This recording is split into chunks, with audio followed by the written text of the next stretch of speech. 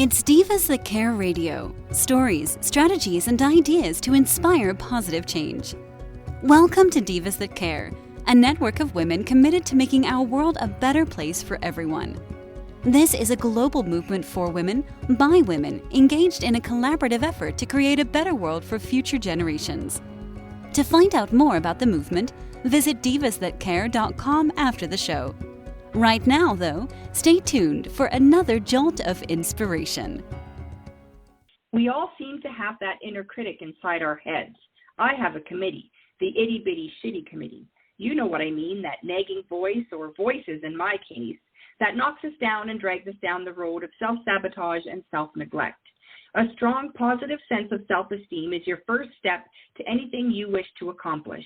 Discover who you truly are, that gorgeous, talented, fabulous woman who deserves recognition and unconditional love. You know the most beautiful thing any woman can wear is confidence. Here on Confidence in Bloom with the Divas That Care Network, I, Tina Spolatini, speak with women living in their own self-confidence about who they truly are, how they found themselves, and how they care for themselves. Today I'm speaking with Erin Tagan. Erin Tagan is a creativity coach and works with people who want to create a richer, more fulfilling experience of life. In 2010, when she got her bachelor's degree in English, she didn't know what she wanted to do. She just knew she didn't want to be a teacher. After graduating and working for 10 years in the service industry, she gave in and decided to become a teacher. Even though she didn't feel passionate about it, it felt like she was doing what she should be doing. Each day of her student teaching, it became more apparent that her heart wasn't in it. Erin started to dread Mondays and count down until Fridays. There was a sign at the front of the classroom that she couldn't bear to look at. It said, "Create the life you've always wanted." It brought up so much shame for her because she knew this wasn't the life she had always wanted. This was someone else's dream. She realized she didn't even know what she wanted because she'd been so busy buying into what she should want. She decided to change that. Erin committed to discovering what she wanted and making that happen instead. Now she loves her work and looks forward to Mondays just as much as Fridays, and she gets to help other people let go of their shoulds and decide what they actually want. She has the same sign on her mirror that says, "Create the life you've always wanted," and now it brings her joy. Hello, Erin. Hi, can you hear me okay? I can hear you okay. Yeah, how are you? I'm doing great. How are you? I'm great. Can you tell our listeners where you're calling in from? Yeah, I'm in San Diego, California. So you always have nice weather, am I right? Yes, pretty much. Lately it's been like 80. Oh, wow. Wow, that's great. So 80, I think it's close to 30 in Celsius. I'm here in Canada, so yeah. So it's pretty nice. That's a pretty nice number for us. So tell me, how do you explain create the life you wanted? Like how do we do that? Yeah, so one thing that I see that's really powerful is just really getting clear on that vision, like really understanding what it is that you want your life to look like, what what kind of career you want, what kind of job you want, what kind of people you want to work with, what kind of relationship you'd like, what kind of friendships you want, what kind of house you want to live in, all of that, right? Getting really clear on all the things that you really want, and then living into that on a daily basis. What would that person eat for breakfast? What would that person, would they go to the gym or would they not go to the gym? would they, I don't know, buy that shirt? Anything right, like that, okay, right? So like, would they wear the lipstick? Right, so it's basically, are you like a manifesting coach? I wouldn't call it a manifesting coach, more of I'm trained in ontological coaching and creativity coaching. So ontological coaching is looking at being. So who are you being about something, right? So that would be like, we can choose where we're coming from and who we be. So if you're being someone who is argumentative, or you're being someone who is accepting, right? There's different ways of being. And ultimately we get to choose which place we come from, which place we're being. Okay. So it's not necessarily mindset coaching, but it's definitely, like what kind of person you want to be from the person that you feel you are today. Yeah. So am I right?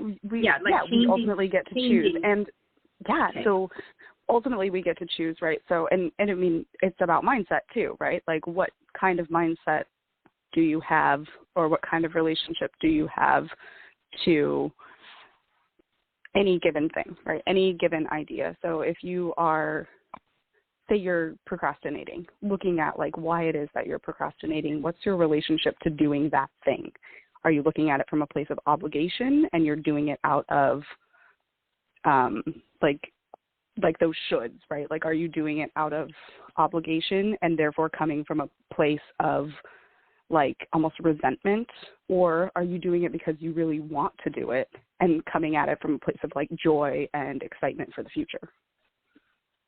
Right. And that could be for anything, right? Like it's not necessarily just for, like maybe like a career change or, selling or buying a new house, or it could be something small like, getting your laundry organized or getting your, cleaning your bathroom or something like that, right? Yeah, absolutely. It can be powerful for any of those things, right? If it can vary, right? So if it's, getting your bathroom organized, it's really going to make the biggest difference for you today. Yeah, let's work there. Let's work on that. And then from there, what do you want to create after that, right? And so it can start in really small steps too. One of the my mentor in creativity coaching, her name is Jill Badonsky. She's really great. I trained in Kaizen Muse creativity coaching, and that is like really using really small steps to lower the pressure so that we actually get into action and create a momentum from that place of action and from that success experience that we have once we've done something. And then, then we feel like, oh, we accomplished something, and that creates a momentum in us. So then we can get to the bigger things, right? Then we can talk about buying the house or, honor gradients. But does that make sense? Yeah, I think so. So I'm guessing that when a client comes to you, you kind of have to start from, obviously where she's at or where he's at, but you have to start with something kind of minor in their world in order for them to create that momentum. And that might be something like, brushing your teeth at the same time every morning, or just getting out of bed at the same time every morning. It could be, yeah. And it could be, becoming the next president, whatever it is that they really want, right? Like, so it just depends on the client and what it is that they're looking for to create in their life. Like what makes them happy? What's the life that they really want to live? And right. If, and so right now where they're at is, the teeth brushing, then start with that. But if they're, at a different level and they're ready to buy a house or become the next president, then we start there. Oh, okay. So I think it depends. Focused. Right.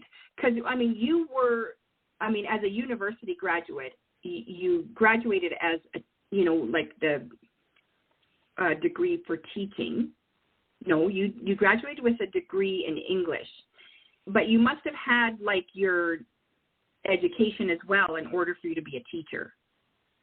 Yeah, so I graduated with a bachelor's in English, and then I went back to school and got my master's in education and my teaching credential for 7th through 12th grade.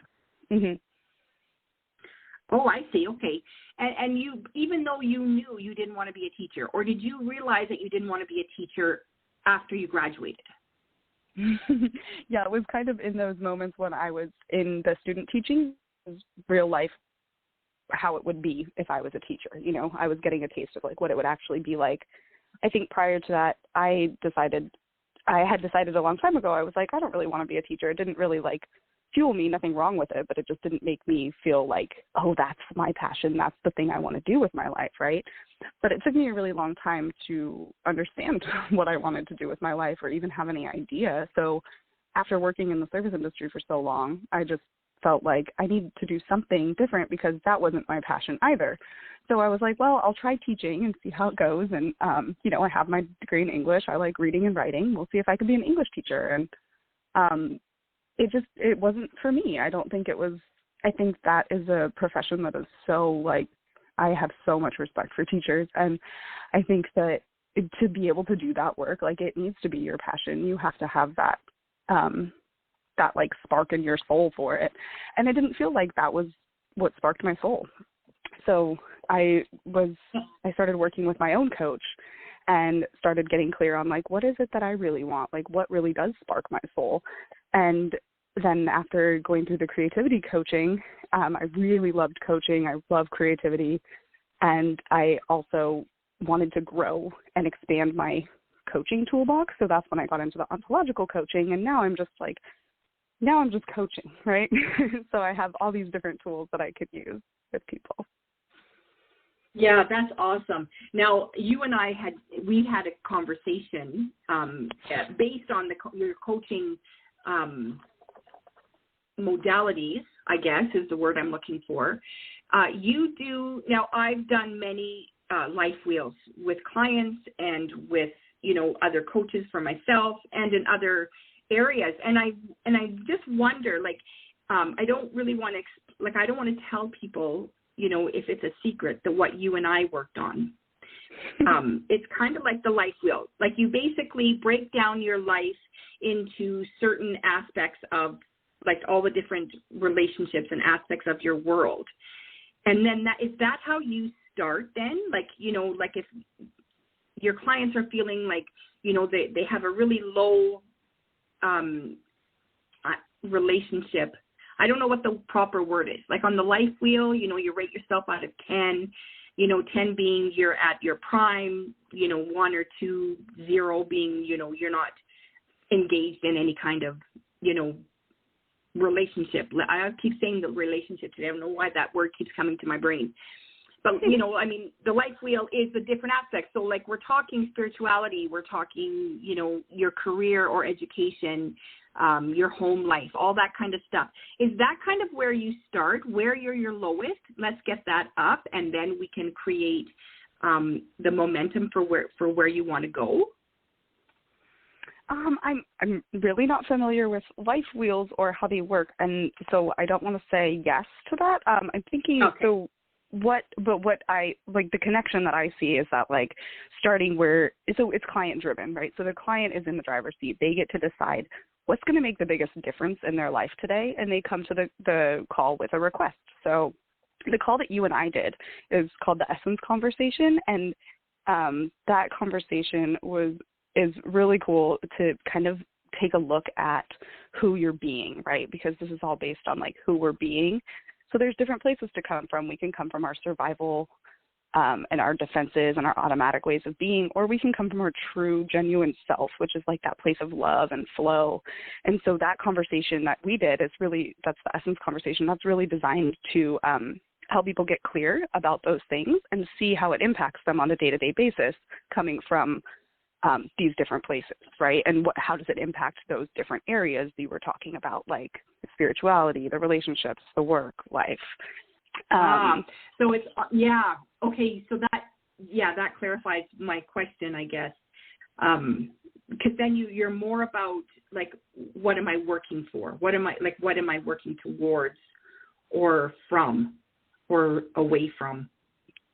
Yeah, like, who am I being while I'm doing this work? Like, how am I bringing my being into my doing, right? So who am I being, like, who am I coming at this as?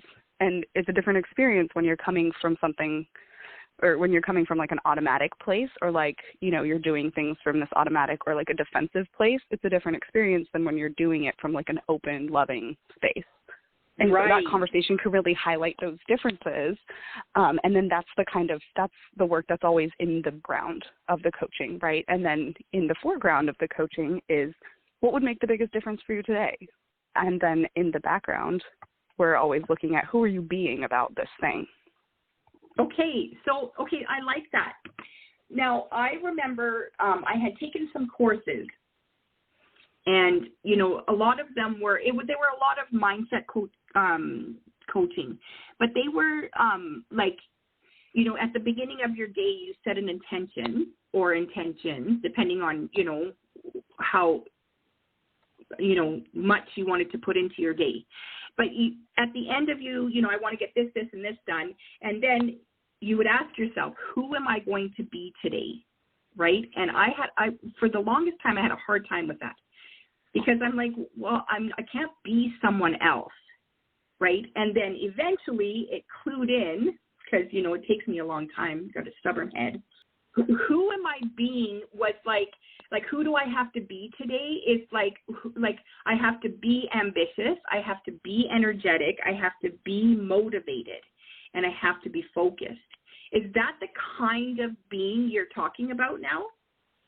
Yeah, absolutely. Like, you get to decide who you go into the day as, right? You get to decide if you're being ambitious. You get to decide if you're going to be like tired.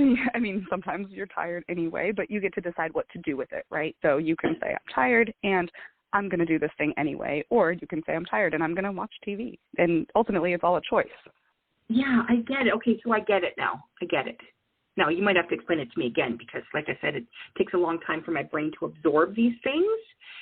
Okay, so now, how does a client come to you and say, I need your help, I'm trying to achieve this goal, right? How do you, I guess your questions then to her or him would be for, like, who are you today and what are you aiming for to achieve that goal? Like, who do you have to be to achieve that goal? Yeah, that's definitely part of it. So I think, you know, someone coming with some sort of, you know, when a client comes with a request, then we look at like what it is that is getting in their way, like what feels like it's not really working for them. And then asking questions, reflecting back some things that I hear in their speaking as far as like patterns or, you know, different mindsets that they might have that might be limiting them in getting to this goal, and taking a deeper look at those things. And, you know, from that space, once there is awareness created, then they're able to choose from that space who they're being about it or who they want to be about it. How do you start a conversation with someone then that doesn't really know what they want? Because let's face it, we live in a world where there's so much, like there's too much to choose from right now. There's got to be, you know, that confusion as to, I don't know what I want. I know I don't want to be doing what I'm doing, but I don't know what I want.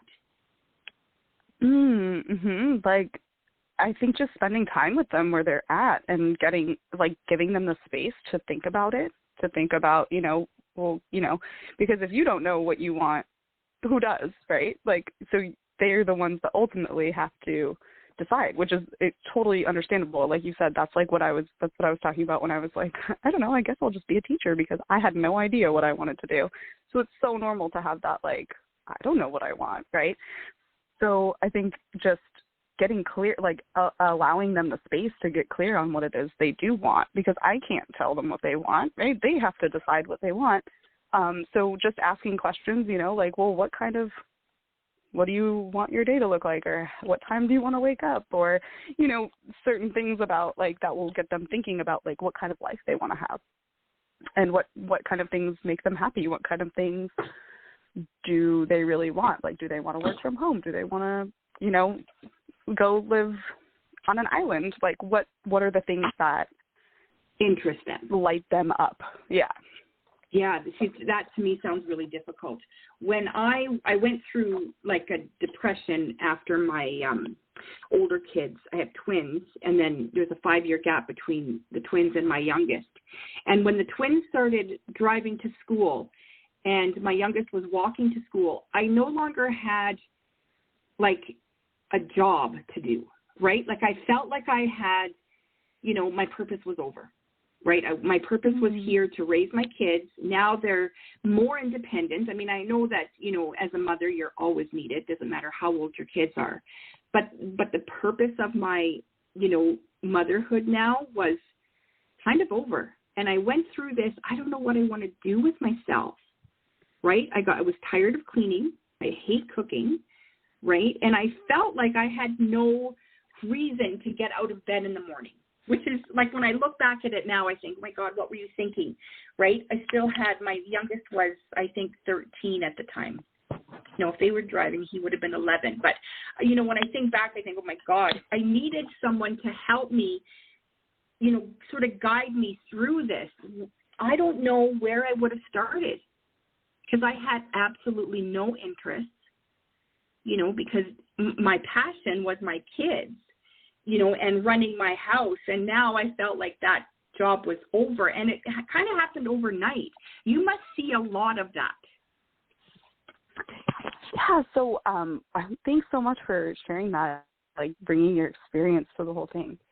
I think, so in that instance, I know you mentioned, depression, and there's, so in coaching, I don't diagnose or treat any sort of like mental illness, or there's like healing aspects to coaching, but it's not really what the purpose is, right? So I think like if someone had come to me and said, I'm having a hard time, getting out of bed in the morning and stuff, I might refer them to a therapist just because, and depending on the person and, the situation, if it sounded like they felt like they were depressed, I would refer them to a therapist because that's more the realm of therapy for them to be able to heal the trauma that they've had and kind of get support in that area of depression, which I don't have expertise necessarily in that, right? And, when someone's working with a therapist and gets back kind of to that baseline of operating, then coaching can be really supportive from there in order to create what they want to do with the future, right? Right.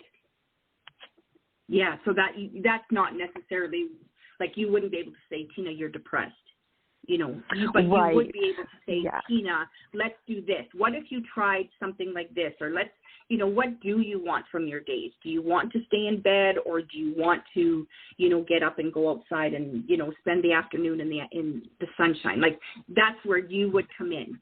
You're not necessarily there to say, Tina, let's ask, I'm going to ask you a few questions. And then, because I know as coaches, you're not like medically educated for diagnosing depression or anything like that.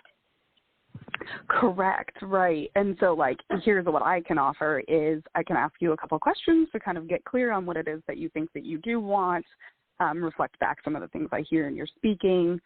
That's more, where I can come in that kind of situation where I can support.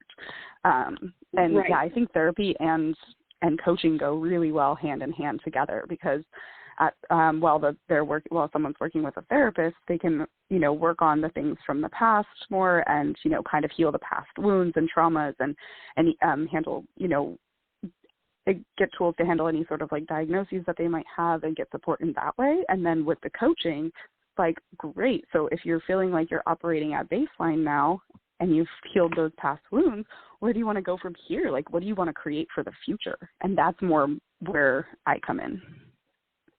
Like right. You were saying, those questions, like, well, what do you want to do? What feels like it would be an ideal day for you?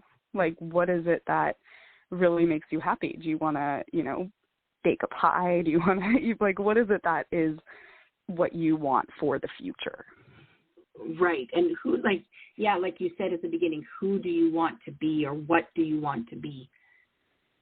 Yeah, I understand that now. Yeah.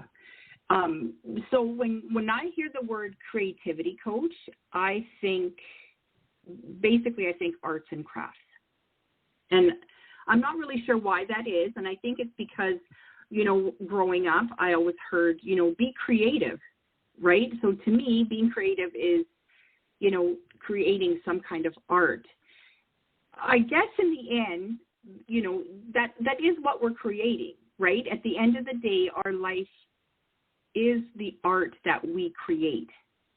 Yeah, absolutely. I love that. And I think that is, that's the common I think the common vision people get when they hear creativity is, like arts, crafts, writing, things like that. And absolutely, that's all part of it. And those are all things that make our lives richer too. And, it doesn't have to end there. Like, we are all creative people, whether or not we acknowledge it, but every day we create our reality. Every day we create our day and our life and our experience. And so that's where the creative part comes in. Is like, yes, I also, love arts and writing and all of that, and can support more specifically with those things. And like you said, life is art, right? Like, we get to design how we spend our time on this earth.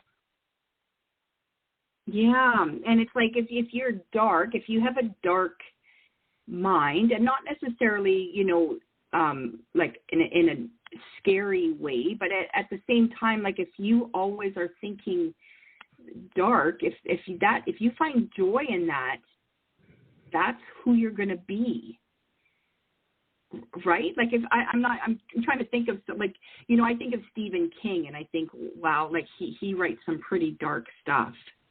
I don't know him, obviously, and I've never met him, but I wonder what kind of a person he is in real life, when he's creating all these dark stories.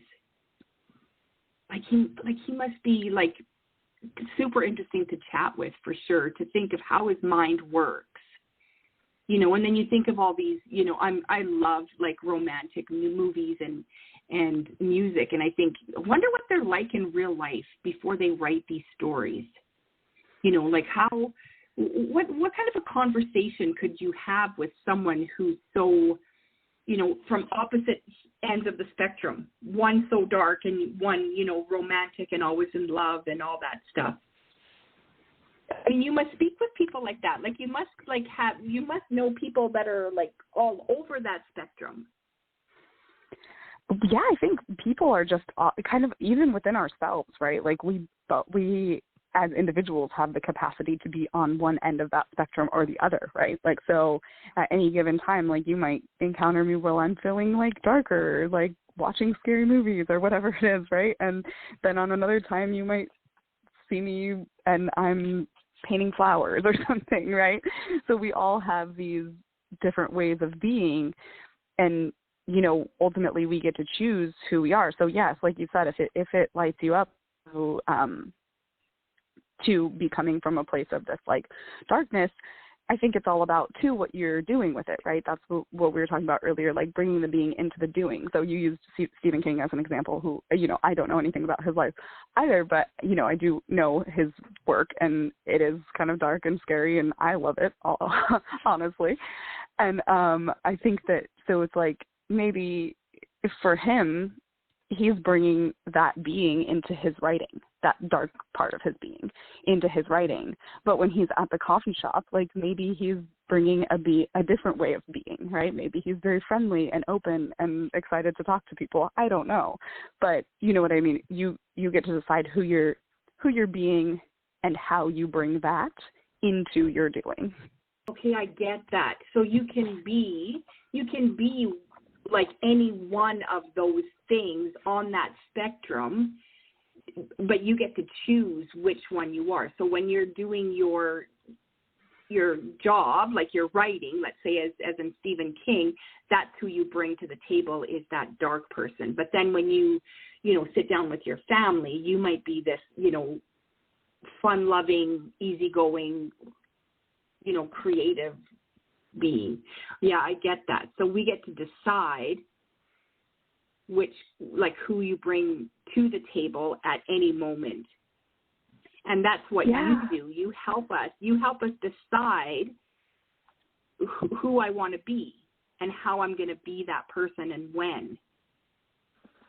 Right. And like drawing awareness to like, who are you currently being in these places, right? Like who are you currently being and how's that going for you, right? Like if you're currently being, really defensive every time you talk to your husband or wife and it's creating arguments, like how's that working for your life if you're just constantly being argumentative or defensive? And if you're coming from a different place, how would it shift, right? If you're coming from love instead of fear or love instead of defense, how would that experience in your life shift for you? Aha, I see now. Okay, so I'm starting to understand it a little bit better, because I don't think a lot of, I don't think in general people, wake up in the morning and really ask ourselves, who are we going to be? I remember waking up and being angry all the time, right? Like I would be like, I didn't consider myself to be in a bad mood, but I remember being angry and not having a reason, right? Like I remember the kids didn't want to get ready for school. They'd be, sleeping in, and they didn't, then it was a big rush and they didn't have time for breakfast. And I'd be like, I don't even want to get out of bed because I know what the day is going to be like. But really, I was choosing to be angry. I mean, that's what you're telling me, right? I could have just said, today I'm going to get up, I'm going to giggle, I'm going to dance, I'm going to make those kids move with a smile on their face. Right. Yeah. Because, and that's where like kind of the automatics come in too, right? Like it's very normal and automatic for us to feel angry and choose anger, right? Like it doesn't feel like easy to choose. Let's come from, it doesn't feel easy to choose right into happiness from anger. Right. But it's like I think for me anyway, and I'm assuming for most people, we get caught up in the automatic way of being, right? So we're like on autopilot. If something makes us angry, we just choose anger because it's automatic. We don't stop and think like, hey, how do I want to shift this?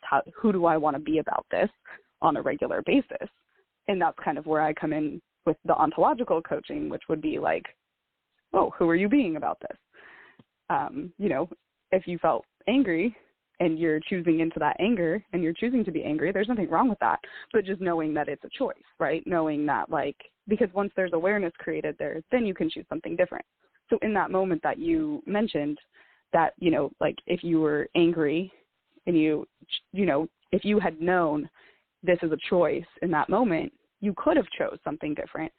But because we tend to operate from automatic, we sometimes don't even know that it's a choice, or we don't even realize that we have a choice right then, right? So working with a coach can be really supportive. Yeah, and I don't even think that we realize that what we're doing. Like we don't realize that we're angry or that we're, bored or whatever until, maybe someone points it out, or you start, eventually you start going, well, why am I always yelling, or why am I always doing this? And so as a coach, can you ask your clients, why are you choosing to be angry or be lazy or whatever it is that they're, I don't want to say the word complaining of, but the word that they're, whatever it is that they're creating change for or want to change. Can you ask why? Like, why are you choosing to be that way? Yes, yeah. So I think because the why is a little bit more past-based, right? That's a little bit like, how did it get here? How did we get here? And that seems more in the realm of therapy, like, why do you feel like you're feeling this way, or why do you feel like you're acting this way? And then where I come in is kind of like, hey, you're acting this way. What do you want to do about it now? So you're more like the accountability. Like, it's not really about why. It's more about, let's just not do that anymore. If they don't do that anymore, right? Maybe they do, and there's nothing wrong with, they get to choose, right? They're adults. If they want to be upset, they can be upset. But if it's an impact on their life, right, and they're noticing that every day I'm waking up upset, and, they're talking to a therapist and they are, in a place where they feel like they're able to, operate at a baseline, then as a coach, I can come in and say like, hey, so what is it that, what is the experience that you want? And, if you're feeling like every day you wake up kind of cranky, like, who are you being? Who are you choosing to be? What are you choosing? And what can you choose differently to get you a different experience? Well, I love that, and I feel now I'm like, I must have been blubbering on about nothing, because I feel like, you sort of said that at the very beginning, and I was like turning it around and inside out to make it more difficult, but it's actually pretty simple.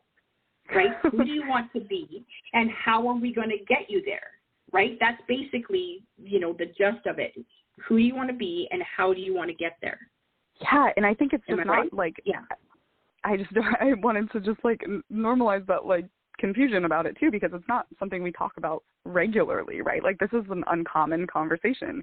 Coaching is an uncommon conversation. So there's absolutely like room for all kinds of confusion, and I really appreciate what you brought earlier, and I don't think that you were blubbering at all, but I'm just really appreciate you taking the time to like understand and hear more about it, because it can be really, really powerful.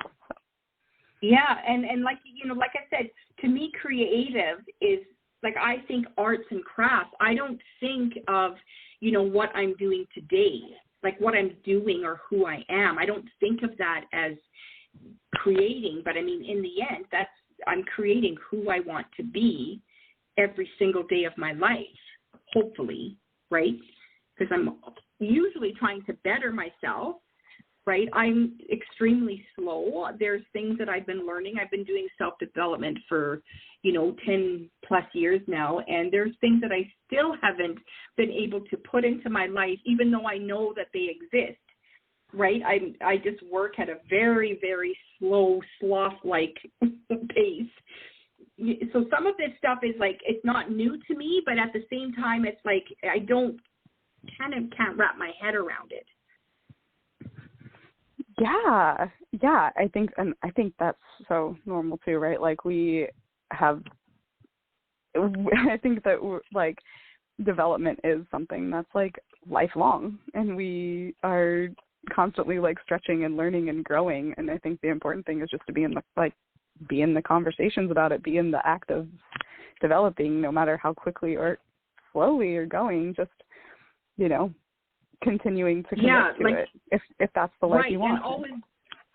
And always wanting to move forward and not either staying where you are or living in your past, because I mean, we can't do anything about our past. It's happened, right? We can't change what's already happened. We can only change what could happen.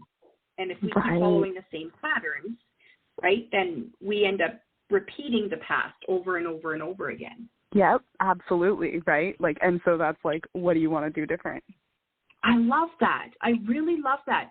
Now, I have a silly kind of question. Do you find your clients are mostly like, in the generation of the 30s and early 40s? Or do you have clients that are like my age and older, which would be like, the 55 plus era? Just because I just wonder, like, who's willing to put themselves in the vulnerability that you would require from them, right? Is it more the younger people because they have less to lose, or is it the older people that, they don't want to be like the old generation anymore? Yeah, it's both, and it's all of that. Like, I have clients from like the whole spectrum. I don't work with anybody who's like under 18.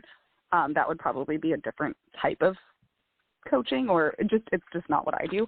But yeah, from 18 to, 75, 80, 90, whatever it is, like I've had clients from the whole range, and I think it can be supportive for anyone at any age. And it probably just depends on like the person and where they're at in their own development, and if they're, willing to be working with a coach and willing to take a look at some of these patterns that might be limiting them, because some people aren't. Some people are, content with how it's going for them, and they're not necessarily willing to like take a look and change something. And that might not be my ideal client, right? Because that's, it's likely not going to be, they won't get what they want out of it, because if they're unwilling to put in the work, they likely won't change anything if they don't want to change, which is fine. And that's totally okay for them. But I think the ideal clients are people who are willing to like be vulnerable, like you said, willing to take a look at some of those things that are like a little bit more uncomfortable. And, sometimes there's like shame around some of the stuff we talk about, and, that's totally normal and okay. And just, people who are willing to get beyond the initial like discomfort and really like step into their lives that they want, right? Like really stepping into something new. Despite the discomfort. Yeah, the more I think about it, I think, I speak with coaches, all the time here on the show, and I think, the younger, the kid, I call them kids because they're my kids' age, but I say like the early 20s to in their 20s, their minds are so much more open that having a coach like you they could learn so many tools, right, so that they can be who they need to be always in the future, right? Once you know the tools, you can't unknow them, But then I think like people my age, we, as we get older, we get more stuck in our ways, or do we, right? Like, are we just, I don't want to use the word pretend. I'm thinking, like I think we want to get stuck in our ways because we think that they've been working. And so why fix something that's not broken, right? Until we look at our lives and go, or did that work for me, right? Had I done it this way, maybe I would be in a different place, and so would that person because the way I handled it, right? So I'm thinking like, this coaching world it's quite amazing. And I think like all generations can benefit from it, young and old. Would you agree with me?